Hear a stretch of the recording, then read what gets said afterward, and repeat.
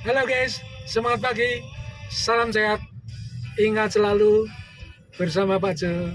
Integral itu mudah. Jangan lupa subscribe. Terima kasih.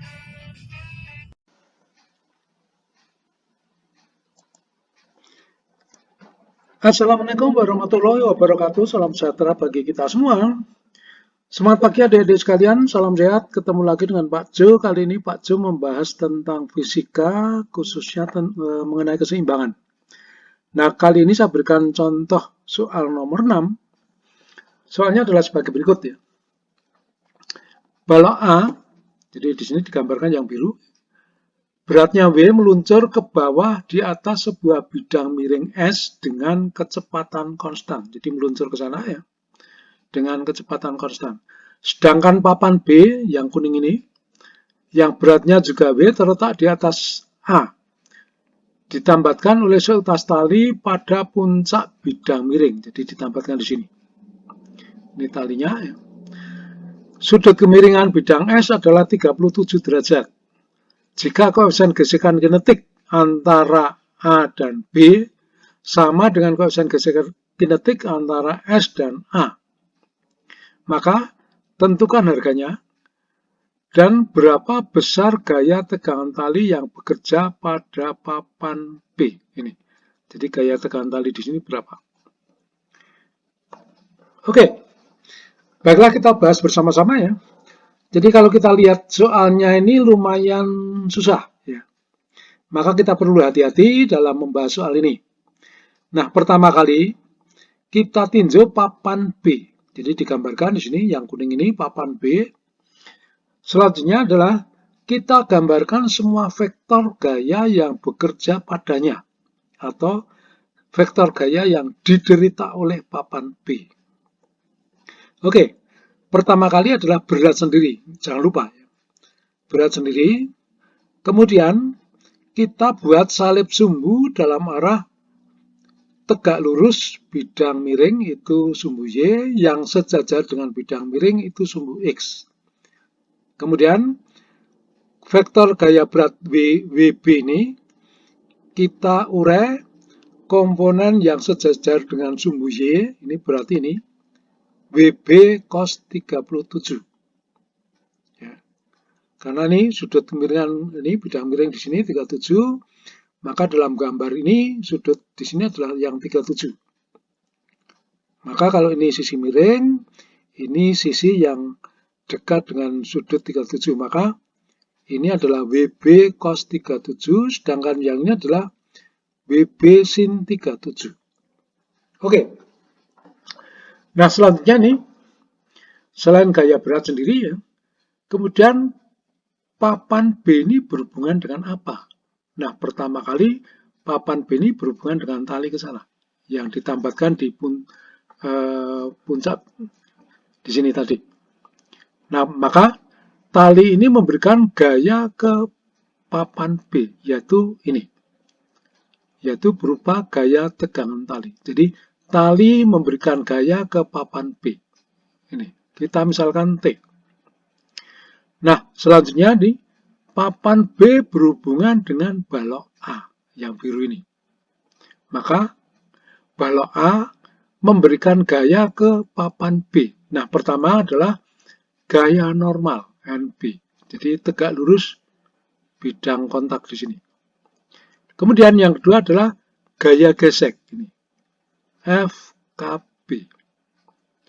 Nah, kenapa ini arahnya ke kiri bawah gaya geseknya? Sekarang kita lihat kembali. Balok A tadi adalah bergerak meluncur ke bawah atau ke kiri bawah.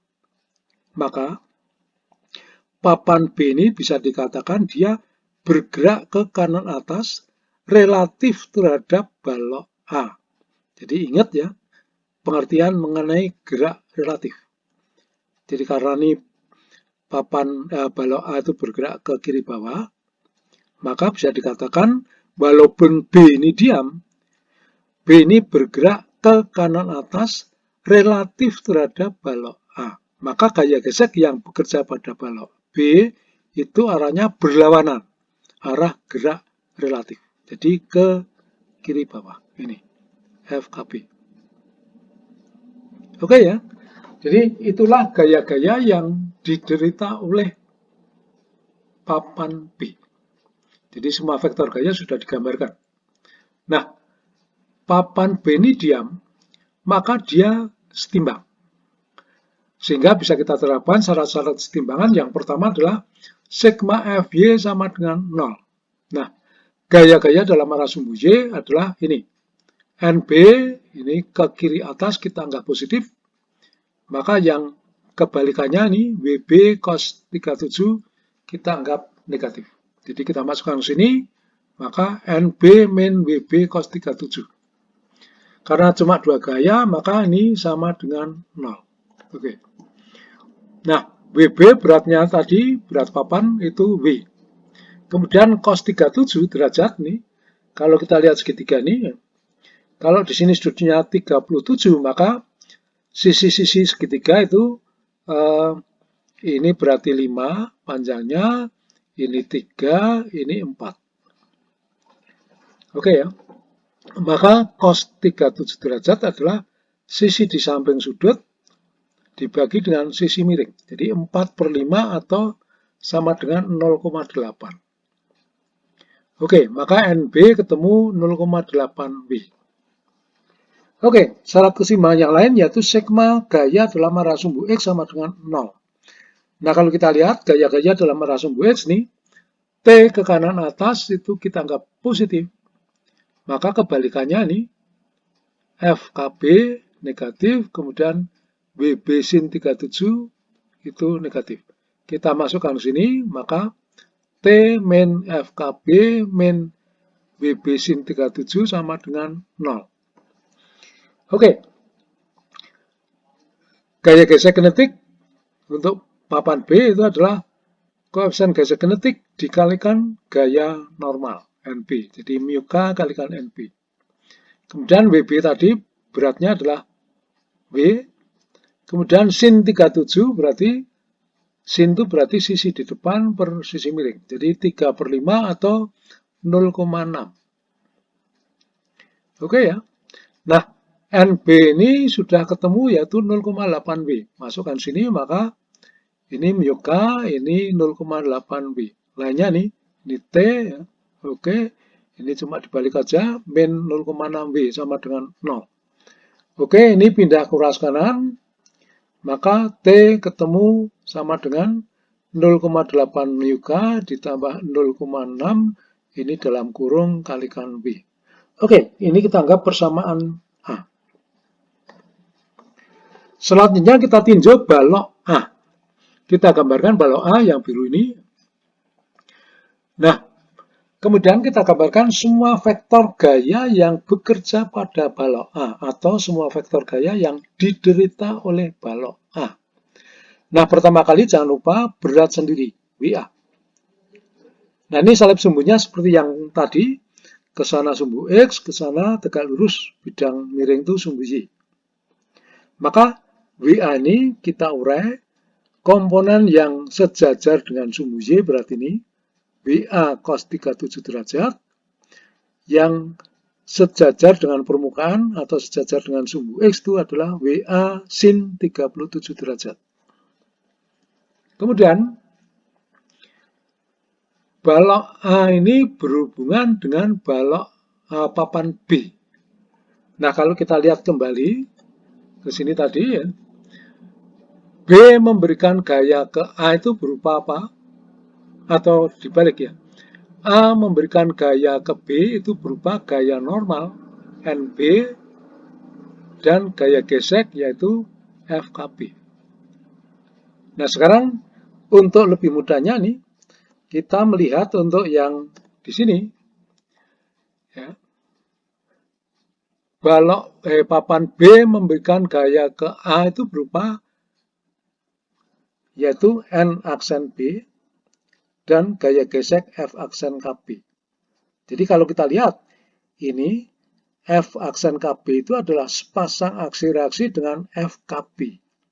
Sedangkan N aksen B ini adalah sepasang aksi reaksi dengan NB. Ya. Jadi kalau ini tadi, NB itu A memberikan gaya ke B dalam arah tegak lurus bidang. Yang ini FKB adalah A memberikan gaya ke B dalam arah sejajar bidang.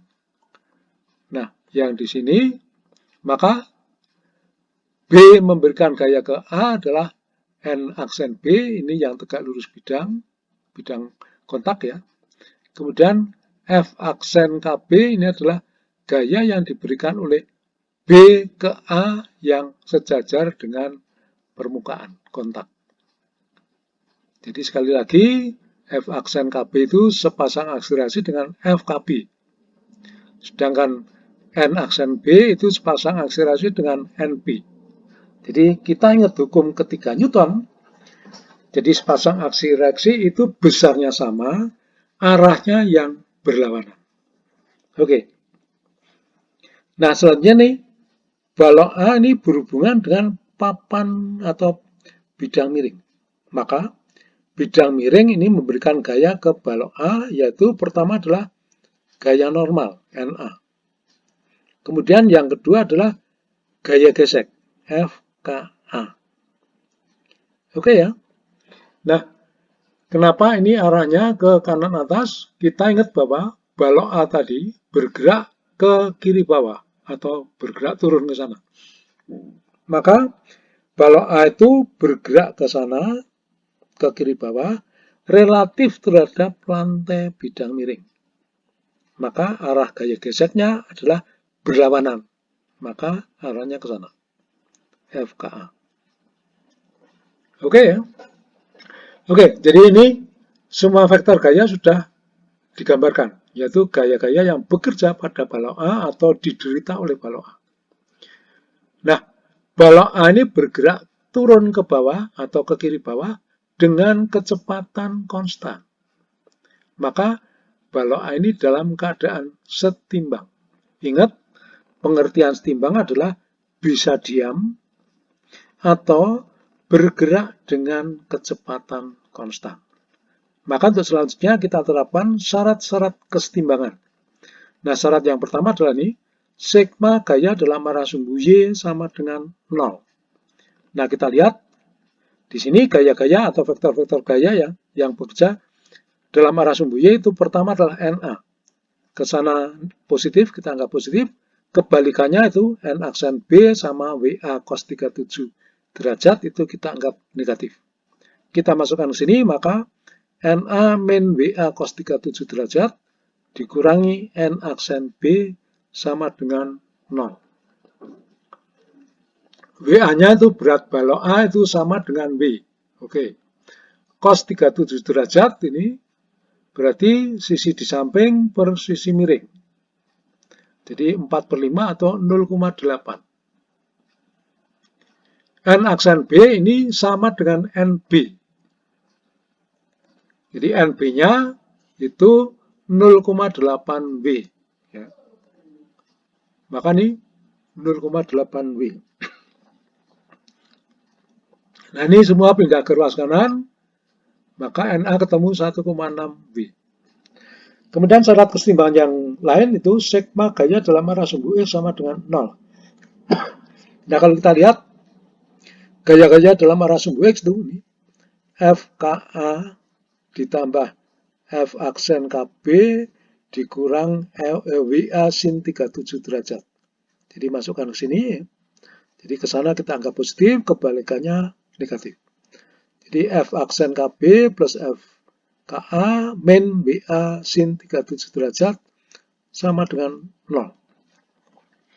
Oke, F aksen KB ini sama dengan FKB. Jadi ini sepasang aksi reaksi. FKA berarti koefisien gesek kinetik dikalikan gaya normal. WA-nya sama dengan W. Sin 37 berarti sisi di depan per sisi miring. Jadi 3/5 atau 0,6. Oke ya. Nah, FKB ini bisa kita lihat pada lembaran sebelumnya ya. FKB adalah mu K kalikan 0,8 kalikan W. Ya, mu K kalikan 0,8 kalikan W. Kemudian mu K-nya belum tahu, Na-nya adalah 1,6 W. Kemudian ini pindah ruas kanan, jadi plus 0,6 W.